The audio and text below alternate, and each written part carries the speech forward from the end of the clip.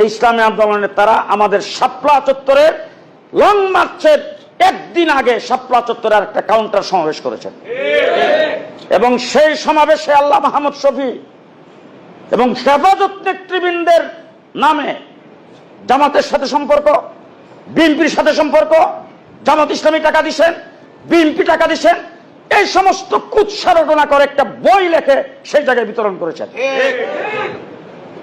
এরপরে আমরা মিটিংয়ে ডাকছি, আমি ঢাকার সেক্রেটারি ছিলাম, মিটিংয়ে ডাকছি, আল্লামা নূর হোসেন কাসিম সাহেব সভাপতি ছিলেন। মিটিংয়ে ডাকার পরে তারা কেউ যায় নাই, 2 জন প্রতিনিধি গেছেন ওই শাপলা চত্বরের প্রায় 10-15 দিন আগে। যাইয়া 2 জন প্রতিনিধি প্রথম মিটিং শুরু হওয়া লগ্নেই দাঁড়ায় বলছেন, আমাদেরকে আমাদের কেন্দ্রীয় প্রতিনিধি আপনাদের কাছে প্রতিনিধি হিসেবে পাঠাইছেন একটা কথা বলার জন্য। আগামী 3 তারিখ না 4 তারিখ তাদের সমাবেশ ছিল।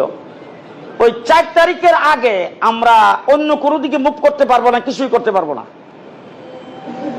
4 তারিখের পরে আমরা সিদ্ধান্ত নেব হেফাজতের আপনারা যে সমাবেশ ডাকছেন সমাবেশ আমরা আসবো কিনা, কি করব, 4 তারিখের পরে সিদ্ধান্ত নেব।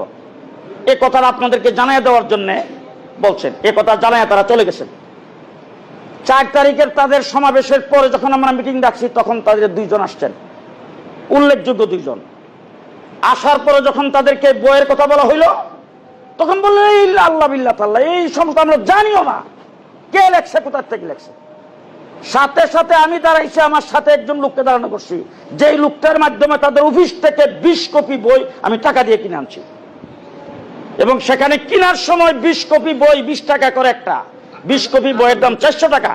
সেই 400 টাকা মধ্যে আমার এই লোকটা বলছেন যে 20 কপি একসাথে নিচ্ছি, কিছু কম নেন না। কলার এটা ইসলামী আন্দোলনের ফান্ডে জমা হবে, আপনি একটা ইসলামী আন্দোলনের কাজে লাগবে, 20 টাকা বেশি দিলে অসুবিধা কি।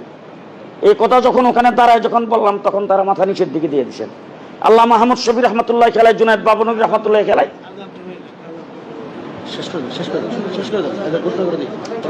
এখানে আজান, এখানে আজান, এই আজানটা 2 মিনিট পরে দিলে অসুবিধা আছে, আমরা তো সবাই এখানে বসছি।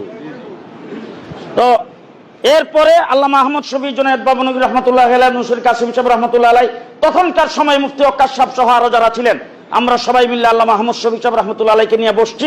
বসার পরে হুজুর পরিষ্কার সিদ্ধান্ত দিচ্ছেন ইসলামী আন্দোলন আমাদের সমাবেশে আসতে পারবে না এবং হেফাজতের মধ্যে তারা নাই।